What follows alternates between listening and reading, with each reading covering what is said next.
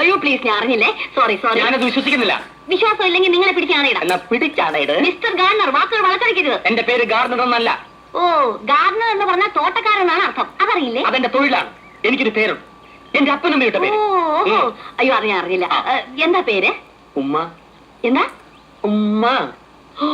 അയ്യോ ചേച്ചി. അയ്യോ എന്തിനാ ചേച്ചി വിളിക്കുന്നേ? പിന്നെ പട്ടാപ്പകൻ അഭിമാനായ യുവതിയുടെ മുഖത്ത് നോക്കി ഉമ്മ ചോദിച്ചാൽ ഉണ്ടായിരിക്കണോ? അയ്യോ ക്ലാര എന്നെ തെറ്റിദ്ധരിച്ചു.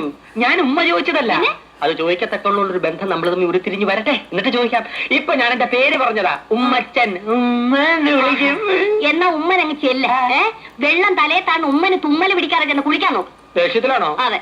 നമ്മൾ തമ്മി ഇങ്ങനെ കീരിയും പാമ്പും പോലെ കഴിയേണ്ട വല്ല കാര്യമുണ്ടോ? ഞാൻ ഇവിടുത്തെ ഗാർഡനർ, ക്ലാര കുക്ക്. ഒരേ സ്കെയിലിൽ ശമ്പളം പറ്റുന്ന അടിസ്ഥാന വർഗമാണ് നമ്മൾ. പോരാത്തതിന് രണ്ടും സത്യക്രിസ്ത്യാനികൾ. യോജിച്ചു നിന്നാൽ നമുക്ക് പല കൊടുക്കൽ വാങ്ങലുകളും നടത്താം. അടുക്കളയും ആരാമവുമായിട്ടോ വലിയ അകലൊന്നും ഇല്ലല്ലോ. എന്നുവെച്ചാ? അല്ല, ഞാൻ ആരാമത്തിൽ നിന്നും ആന്തൂറിയം പറിച്ച് ക്ലാരയ്ക്ക് തരുന്നു. പകരം അടുക്കളയിൽ നിന്ന് അവലോസം ഉണ്ടാക്കി ക്ലാര എനിക്ക് തരുന്നു. പരസ്പരം വിശ്വാസത്തോടു കൂടിയുള്ള ഒരു കൈമാറ്റം. അവലാശം ഉണ്ടാക്കി തരാൻ ഞാൻ ഇവിടുത്തെ വെറും സേർവനാണെന്ന് വിചാരിച്ചു. മൈസൂർ യൂണിവേഴ്സിറ്റിയിൽ നിന്ന് കറസ്പോണ്ടൻസ് കോഴ്സ് കുക്കിംഗ് ഒന്നാം കൂടെ പാസ്സായവളാണ് ഞാൻ. എന്റെ മഷ്റൂം സൂപ്പ് കഴിച്ചിട്ടുണ്ടോ? അയ്യോ ഇല്ല. കഴിച്ചിരുന്നെങ്കിൽ ഇങ്ങനെ ബാലിശോട് സംസാരിക്കില്ലായിരുന്നു. കുക്കിംഗിൽ ഡിപ്ലോമയും ഡിപ്ലോമസിയും നേടിയ ഞാൻ അവിടെ കിടക്കുന്നു. ചെടിക്ക് കുഴിതുകൊണ്ടെന്ന് നിങ്ങൾ അവിടെ കിടക്കുന്നു. തെങ്ങിനും കവുങ്ങിനും ഒരേ തളപ്പിടരുത്. തളയ്ക്കാൻ ചങ്ങല വേണം.